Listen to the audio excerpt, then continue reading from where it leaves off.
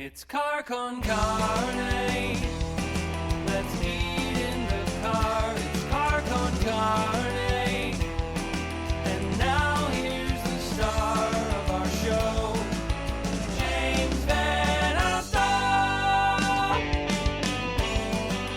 And it is Car con Carne, sponsored by C&H Financial Services. As business owners open back up to serve their communities, they're faced with a lot of challenges as they navigate through the new normal brought on by the coronavirus. C&H Financial Services is here to help. C&H offers a variety of products that range from traditional merchant accounts to a zero-cost payment processing solution which eliminates the expense associated with accepting Visa, MasterCard, Discover, and American Express as a form of customer payment. C&H Financial Services eTap solution is easy to set up for your business for online ordering and curbside pickup. C&H also offers cost-effective commercial lending programs to help get your business the money it needs to make it through these unprecedented times. To learn more, contact C&H Financial Services at 855-600-2437 or go to www.chfs.us. My guest today, his work in movies, television, and theater have deservedly racked up awards and recognition through the years. Of course, actor Michael Shannon is probably best known for his performance in the Local H video for Innocence. Michael Shannon, how are you holding up? Are you doing okay? Are you and your family all right in the pandemic age? Well, like I'm fond of saying, on the spectrum of possible misfortune, we're on the lowest end possible. I mean, there are all kinds of nasty things going on out there, and we've managed to avoid pretty much all of them. You know, the only problem I have is that I can't work, which I miss a bit, but other than that, it's pretty okay. Yeah, the timing, it's so weird. The Quarry was a victim of COVID-19. Oh, yeah. Yeah, but it got out there, and people got to see it. You know, it was going to premiere at the South by Southwest Festival in Austin, and we were all looking forward to that a great deal, particularly because my friend Jeff Nichols lives in Austin, so I was going to get to see him. But, you know, like I say, there are a lot worse things that people have been experiencing than you know, missing a film festival. So I have to consider myself pretty lucky. As I pre-promoted the fact that you were going to do this show, I realized your work, your roles strike people in different ways. There's not a consensus role that people gravitate to. I imagine you're going to be here, and here's just a sampling of what I saw. He was incredible in Waco, gave a hell of a performance as Elvis. Bug was creepy and amazing. Revolutionary Road, Jesus. Man of Steel, loved General Zod. Nocturnal Animals was his best. He was great doing the Pixies in the lip sync battle, and the Cunt Punch video was a tour de force. That's just the way that people respond when they see your name. It's a variety of opinions, and you strike them all in different ways. Yeah, you know, it kind of makes my head spin when I hear that list to think that I actually did all that. Because now I'm very much just kind of loafing around my house. It's a kind of a different mindset, I guess. But yeah, it's amazing how much you can squeeze into one short little life. Yeah. Well, I was concerned for you. I was worried about you because I think, was it last year you were only in one movie? Yeah, well, I've made kind of a agreement with myself to try and spend more time at home with my family. I have these two ridiculously adorable daughters, and I really love to spend time with them. And unfortunately, when I work, it usually takes me away from home. So that's actually one of the silver linings of this whole COVID-19 situation, is that we're getting to spend a lot of time together. So yeah, no, there's no, I can understand being troubled by that, the quantity of last year, but there's nothing going wrong. At least I hope. I mean, to be fair, the movie that you were in last year was Knives Out, which was spectacular. Yeah, that's, boy, that was fortuitous. I had no idea. I just thought Ryan was a lovely guy, Ryan Johnson, and it seemed like something fun to do. I don't think any of us saw the success coming that it had, but I guess it just goes to show that people still appreciate you know, an original kind of grown up kind of comedy, whodunit kind of movie, that they don't all have to be it's funny, you got a movie with James Bond and Captain America in it, and yet they're both getting to do something a little different. And I think people enjoyed seeing that. Yeah. Yeah, I grew up on Clue. So Knives Out was like, Yeah. Yeah, but it's amazing because like I know the whodunit isn't like a new genre or anything, but like nowadays, mostly if you're gonna see one, it's gonna be like Kenneth Branagh remaking Murder on the Orient Express. But to really just think one up from whole cloth, you haven't seen somebody do that in a while. So I really admired him for doing it. so I mentioned all the different roles that people responded to, and I posted about it. For me, one of my favorite Michael Shannon roles was Colonel Strickland in Shape of Water. Oh, thanks. In this fantastical world, this character was familiar to me. Just this bullying son of a bitch, this bad dude. And he just connected with me. That scene in the bathroom where you're taking a leak, hands free, just left a mark on me. To me, you should have won, if not an award, at least like a high five or like a fist bump for your role in that one. Yeah. Well, it's funny, the way I looked at it is, Strickland represented kind of America, or the dark side of the American psyche. Certainly a lot of what you're seeing right now, these attitudes when it comes to, immigration and race and things like that. These officers putting their knee on people, Strickland is kind of the embodiment of that, whatever that toxic crap is floating around this country's head. So you've worked with a lot of visionary directors, but staying on Shape of Water for a minute, for those of us on the outside, for those of us who are not in film, just the idea, the being of Guillermo del Toro seems magical. Outside. What was it like playing in his sandbox? Oh, I could have pinched myself every day. It was just some funnest times I've had at work. I'd say him, and I felt that way when I worked with John Waters. People that had these imaginations. It's like it's like going to a theme park every day. And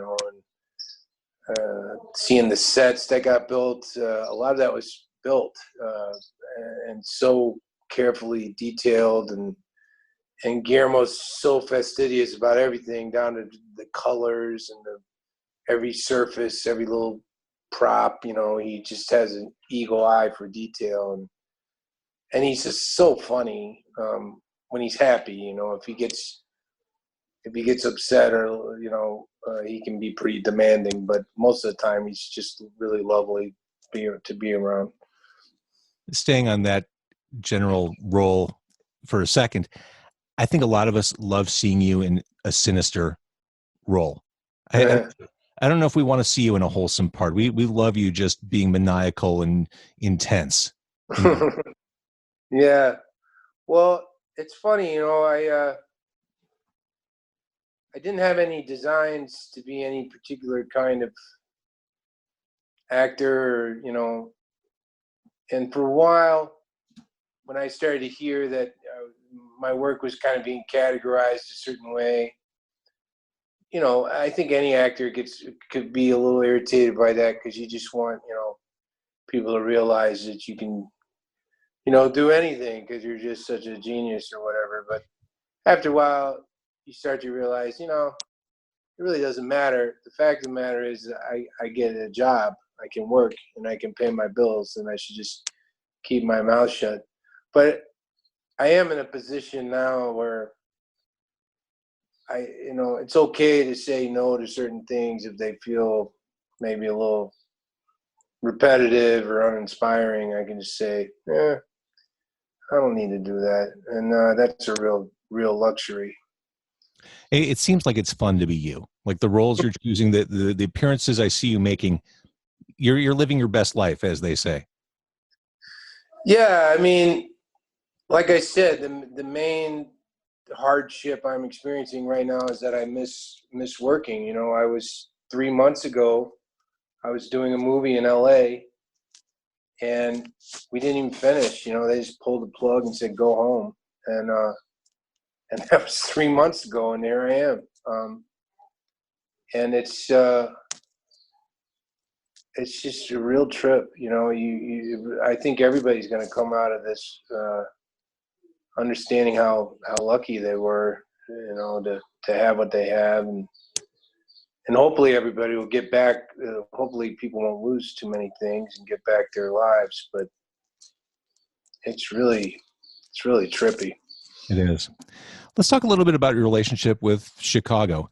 You talked about, you know, the just the joy of being able to earn a living doing what you're doing. I've always sensed, and maybe I'm wrong, that you have that kind of Midwestern work ethic. I mean, Chicago's that town, roll up our sleeves, let's get to work, let's woodshed. It seems like that's your attitude. Yeah, well, you know, is what I'm trying to say. Yeah, I started out in Chicago theater, and for a long time, I mean, not that long, I guess. There's people that toil longer than I did, but for a while, I didn't make any money acting. I didn't make hardly any money doing anything. I hardly had any money, but I sure loved making theater, and I would devote like my whole life to it. You know, I'd spend all day building a set for the show I was rehearsing that night. You know, I'd be in the theater pretty much from the time I woke up till after rehearsal, and then, you know, head out for a pint or two, and then go to bed and do it again. And yeah, it's great. It's a great place, I think, Chicago, to learn how to work. It's a great theater town, always has been. But particularly in the 90s when I started out there, it's just an insane time. There's so much talent just radiating all over the place. So it was a real privilege to be a part of that. When did A Red Orchid start? That was that same period, right? That was 93, yeah. And that's the theater I spent those days in, you know, days and nights. Yeah, and, you know, a lot of times you'd work like a dog, and you put on the show, and you'd be lucky if, you know, there were 10 people in the audience. But it really didn't matter to me. And, you know, honestly, I think if I hadn't had those experiences, I probably wouldn't be where I am today. So it all came back to me tenfold, you know. So you've been Chicago rock adjacent for the past few years. We've seen you on stage at the Sons of the Silent Age benefits, doing the full shirtless Iggy Pop, sinewy writhing around on stage, doing Lust for Life. We've seen you as Lou Reed. Is that your era of music? Is that kind of 70s glam? Is that your jam? I sure do love it. I mean, my taste for music's pretty voracious and expansive. I mean, music is probably my favorite thing, you know, certainly as an art form. I mean, I got records and CDs from all over the place. You know, my favorite guy is Thelonious Monk, but yeah, I love rock and roll. I love Bowie and that era. I've got a lot of Bowie books. I mean, one of my daughters is even into Bowie. She learned how to play "Oh You Pretty Things" on the piano. So yeah, we're a big Bowie house. Yeah. Do you have a favorite Bowie album? I could talk Bowie with you all day. Just fair warning. Oh, wow, that's tough too. You know what's interesting is I don't know why it took me so long to get around to this, but I just bought Diamond Dogs on vinyl like a week or two ago, and I put that on. That just blew my mind. I had no idea what that album was like. I mean, I know Diamond Dogs, I know Rebel Rebel, but all the other songs on that album are so trippy. I really Sweet Thing candidate, and then Sweet Thing reprise on that's the mind blower for me. Yeah. I only put it on the one time so far, but I think I might slide it on today later on. You know. But my favorite one, you know, gosh, it's so hard. I'll tell you, the one I probably listen to the most is Bowie at the Beeb, 2 CD set of all his BBC stuff. Yeah, all that early 70s stuff. Yeah. Yeah, I like the real trippy stuff, like Man Who Sold the World, With the Circle, Superman, Signet Committee, all those weird songs. The Sun Machine's coming down. We're gonna have a party. I just love it. And then when we saw you on the lip sync battle, you were doing the Pixies. I mean, I think we're similarly aged. I mean, for me, the Pixies were definitely one of those rites of passage bands, Oh yeah. transitioning from the 80s to the 90s. No, I remember. People always say, I remember when I was when I did the best. I never remember anything, but like I remember where I was when this happened. But I do remember where I was the first time I heard the Pixies. I had a friend, ironically named James Brown. This is my junior year of high school. And I was in his bedroom, and he said, "Dude, you gotta hear this record." And he put on Surfer Rosa, and it was just my brain just melted, And that's something I've actually been doing in the lockdown quarantine here. Is I've been watching the Pixies concerts on YouTube because I never got to see them before Kim left. Right. For instance. And I love the new. I can't ever remember. Is it Paz? Is it the new band? Paz Lynch. Yeah, I'm not either. But I love her too.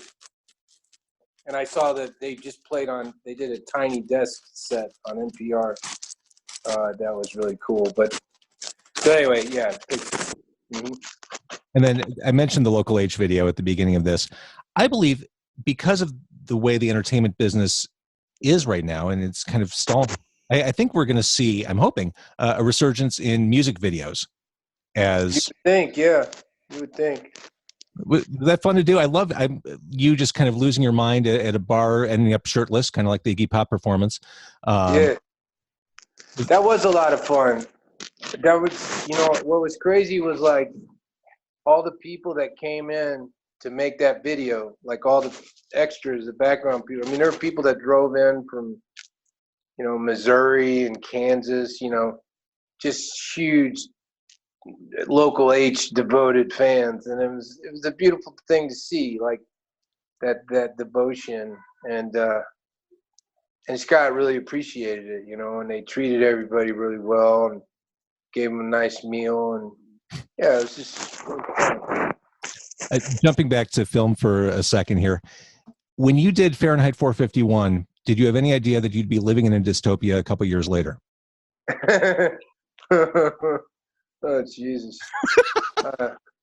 That's depressing. I think with those kind of books, you like to think that they're cautionary, but of course we'll learn the lesson if everybody reads the book, and we won't do stupid crap like that. But yeah, that kind of hope is dwindling, it seems. We're falling right into the pit that Orwell and Bradbury and Huxley painted for us, aren't we? Seems like. I grew up loving all dystopian type literature and films. Like Escape from New York was a linchpin moment for me as a child. Yeah. I can't say I grew up loving it, but I sure do appreciate it now. I mean, that's one of the great things about what I do is that, honestly, before I did Fahrenheit 451, I really didn't have much exposure to it. I never finished it in school. I was a horrible student. So, but as an actor, it gives you a real vested interest in trying to understand something and learn about it. So it's one of the benefits of it. So I mentioned the Elvis role earlier. Is it harder to do a docudrama where you're portraying real people like Gary in Waco, or is there added pressure put on yourself? Well, it depends. Obviously, Gary Nessner, who I play in Waco, was on set, and me and him couldn't be less alike if we tried. We don't look anything alike. We don't sound alike. And he said, "You know what? I don't care." He's like, "It doesn't matter whether you look like me or sound like me. Most people don't even know what I look like, and honestly, I prefer it that way." So, But when you're playing someone like Elvis, you know, I mean, that was probably the most intimidated I'd ever been to do something. And I actually kind of said no a couple of times. I couldn't believe it was a producer, Holly Wiersma. She had produced Bug, and it was her idea. And I thought she was crazy. I said, Holly, this is the craziest idea I've ever heard. She's like, trust me, Michael. And then she finally got me to sign on, and then we couldn't get a Nixon for the longest time. We couldn't get a Nixon. And but finally Kevin Spacey signed on. And then I was just really like having panic attacks. And what really eased my mind was I went to Memphis with Jerry Schilling, who's in the movie is played by Alex Pettyfer. And Jerry we had the most amazing weekend, and he just showed me everything. Took me all around Memphis, took me to all the places. I mean, I went to Graceland off hours. I stood in the bedroom that Elvis's bedroom when he was a teenager, in what is widely considered to be one of the first housing projects ever built. And you would never know. There's no museum there. You wouldn't even know, except when you go into that room, there's lipstick kisses all over the walls. But you look out that window and it's just totally bleak, just like some crummy road leading to nowhere. And I was like, damn, Elvis stood in here, and this is when he probably started having all his dreams about what he wanted to do. And Jerry said to me, he said, look, there are a lot of people that can sound like my friend. There's a lot of people that look like my friend. There's a lot of people that enjoy pretending to be my friend. But there's really not many people who understand my friend.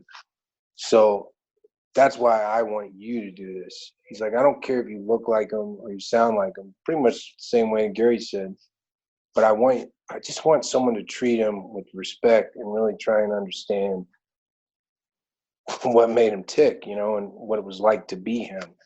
And so I said, well, that's a reasonable assignment.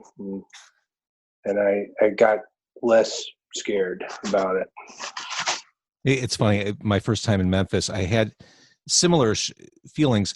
I remember driving past Sun Records for the first time, and I had that thought like, oh my God, Elvis, this is where Elvis walked in off the street to make music. And even going to Graceland, like I left Graceland thinking, okay, I want to read all about Elvis. I want to catch up. I watched the Comeback special when I came back to Chicago. I read the Peter Guralnick book about Elvis. Like it's amazing how much it floods your brain, and you want to kind of catch up on all that. Yeah, because it's something, you know. It's funny, sometimes people that are the most popular cultural icons are also the most mysterious. And it's like the thing that we fall in love with or are obsessed with isn't actually the person at all. It's something else. It's an image or a sensation, but it's not that person. And so when you open that door and start investigating, it can lead you to pretty interesting places. So you've done psychological thrillers, you've done mysteries, docudramas, lots of things that you can add the word noir to. Horror hasn't really been part of your world. Is that, or are there other genres that you kind of want to dive into? I don't know. You know, it's funny, when we made Bug, Lionsgate tried to promote it as a horror film, which was really upsetting. Because they were releasing Saw at the same time. So they thought, well, our audience for Saw and Bug, that's basically the same audience, right? We'll play like Saw trailers before Bug, and you know, and it just was so wrong-headed. But I mean, horror's tricky. It's like it's tricky to do anything super dynamic with it, I feel like, at this point. Although you see people Trying. It was interesting. I saw Hereditary, which everybody was going on about. Now, would you classify that as a horror movie? I would. And I'd also classify Midsummer as horror. Yeah. Same director. Yeah, so that guy's pretty interesting. I assume if he ever managed to call me up, I might take a look at it. But, there's a pretty steep drop-off, I think, with horror. Although it's interesting, the Elizabeth Moss Invisible Man, that looked interesting. The first 10 minutes of that movie are highly stressful. They did a really good job with that, just really intense. Yeah. I mean, I think Jordan Peele's doing things with horror. I mean, it's not dead, but innovation is generally welcome in that. Yeah. Yeah, that's a good point. Yeah, Jordan Peele, too. Yeah, everything that guy's doing is interesting. He's trying to bring Twilight Zone back. Yeah, it's back on the CBS streaming. Oh, the All Access. Yeah. Yeah, right. For somebody in the biz, I watch a surprisingly small amount of film and television. It's kind of embarrassing, honestly. I don't see much of anything. Including your stuff, right? You don't really... I don't mind. I'm not one of these actors like, oh, I can't watch myself. It's too painful. Like, I just think that's silly. But, yeah, honestly, I don't know. It just doesn't intrigue me very much. But yeah, I guess it's that old adage, if you like sausage, don't see how they make it. Exactly. Well, I've been on the radio for 30 years or whatever. I can't listen to myself. I know what I did. I'm good. I can walk away from it. Right. Yeah. It's yeah, exactly. All right. Before I let you go, I have to ask: the Snyder Cut of Justice League. All of our hopes and dreams are pinned on this one. What do you know? Oh man, I'll tell you what I know is I feel for my friend Zack Snyder. He had a rough time of it, between the struggles with his family and what he went through with Warner Brothers. Zack is a sweet, kind, gentle, hardworking, super conscientious human being, and I hope that this release gives him some sense of satisfaction or vindication or whatever, because he's such a good person. He deserves better than he's been dealing with. So Man of Steel was a good experience for you for sure. Yeah, I mean, that was like, I still to this day can't even believe that he called me to do that. I mean, that did not seem like something that was within my reach. But yeah, he got me. He got me in there. So thank God. All right, Michael Shannon, I'm going to stop streaming on Facebook. Thank you, everybody who's been watching. That's Michael Shannon. Thank you so much for doing this. I hope this was painless and, if not fun, and a nice diversion for your sheltering in place day. No, this is great. No, I love doing Chicago stuff. So, yeah.